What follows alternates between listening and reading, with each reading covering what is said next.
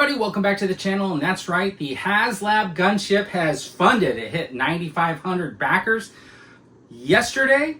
Did not get to that first tier, but it funded the ship and the two pilots, and I gotta say that's a pretty successful campaign, or semi-successful campaign for Hasbro, so congratulations over there on selling your gunship.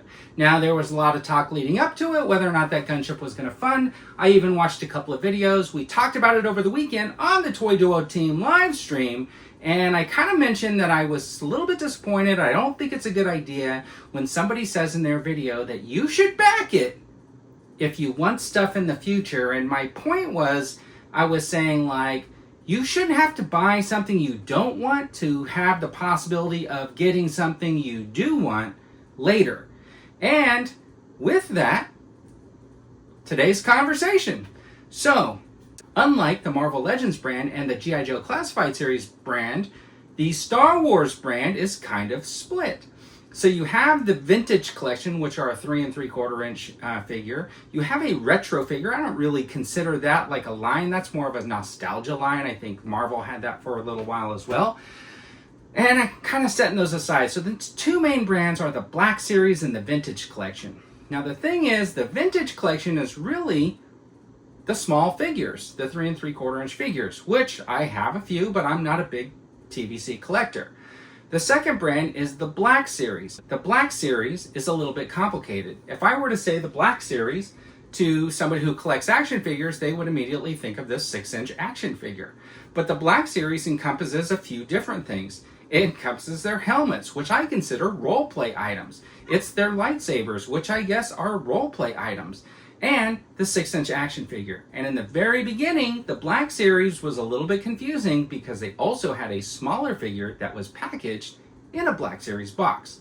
So for the sake of this video, let's talk about the Black Series action figure line. So a few years ago, they had a HasLab Rancor, and it did not fund by 500 people, around 500. Now, I would say that that campaign was a little bit mismanaged, and the tiers did not really develop the actual Rancor, and it provided zero excitement for the Rancor. And at that time, it was priced a little bit pricier. So at that time, people were saying it was expensive and stuff like that. But by today's dollars, I might say, well, I think it was probably a good price for the Rancor. I'm not going to get into all that because I already did a video. What I really want to talk about is how the failure of the HasLab Rancor really did detriment the 6-inch line. Now I'm going to grab a figure off of my shelf. So the first thing I'm going to do is I'm going to show you this figure right here. This is Han Solo. This is the original Black Series Han Solo. You can see that he has a 90-degree elbow, but he's got double joint in the leg. He's got like a neck joint here. He does not have butterfly joints, but he has like this upper waist motion. He has this pivot on his upper leg and stuff like that. And then he's got his boot. And here's the newer version of the Han Solo. Again, he does have a butterfly joint, which is kind of nice, but the same limited motion in the rest of the arm. And then he does not have a double joint in the knee anymore. And he doesn't really have that upper leg pivot because they just made the swivel into the leg. So you might argue that the articulation is smarter into one joint than it is, but I would say that they are basically removing articulation from the figure now. So this figure, I think, has less articulation than this figure did, even though it looks way better because they have a much better face print. And in comparison, when this guy came out, he came with extra hands, an extra belt, which was a Stormtrooper belt, and his belt and blaster. And this guy basically came with his belt already on him and his blaster. So they're giving you much less accessories now than they did before. And I feel like it's because that HasLab campaign failed. So they took that failure and they basically said, well, the collectors don't like the Black Series line, so why should we put that much into it? Now, it's very unfortunate because when you look at the Black Series line and you see stuff like these Skeleton Crew figures showing up at Ross for $5.99, I kind of understand it because you have a license, you see this new Star Wars property, and you don't want to be caught with your britches down because they did that in the 70s and there were no toys for Christmas, even though the movie was a huge success. So, of course, they're going to be cranking out figures along with all the new shows. But to be completely honest with the Black Series line, what original stuff have you gotten recently that you are really happy about? And how much creativity do you think is going into that Black Series line since that HasLab Rancor failed? So think about it for a minute. The Star Wars team launched a failed Rancor HasLab under the Black Series title. Then they launched a Reva's lightsaber under the Black Series line. I think we could all argue that that lightsaber was not a dream project. It was basically two Black Series lightsabers that they sell at retail stuck together. And they should have just done that instead of doing that as a HasLab campaign. So now they can mark up on the board 2 failed Black Series HasLabs. And that's another demerit against the Black Series line. So here's the thing. Now you got the Star Wars Vintage Collection. And what did they give you? A Razor Crest. A Ghost. You got that Cell Barge already.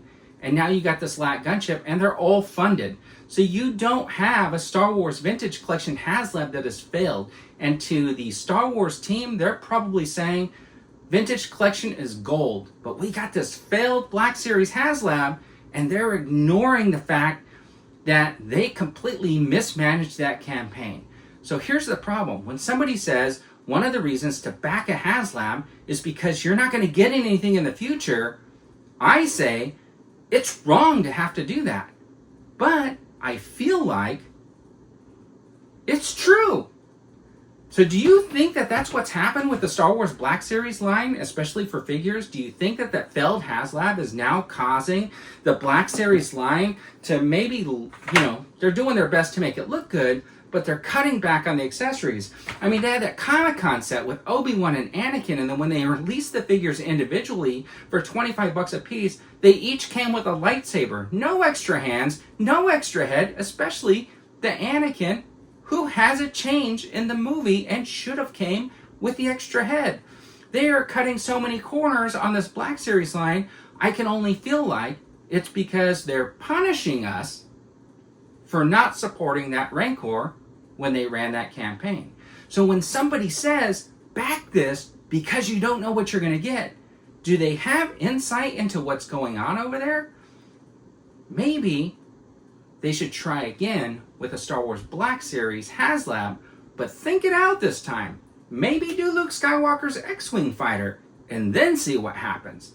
But anyways, until then, I feel like the Black Series line is going to continue to be punished because they never had a successful HasLab. Anyways, I appreciate your time. Thanks for tuning in. Leave me all the comments in the comment section. Tell me what you think. Is the Black Series line in trouble because they don't have a funded HasLab? Is the Vintage Collection walking on gold because they funded their Gunship even though they hit 0 tiers? And did you get your cantina yet and set it up and show off your multiple playsets? Anyways, thanks for tuning in. I really appreciate it. And as always, have a fantastic day.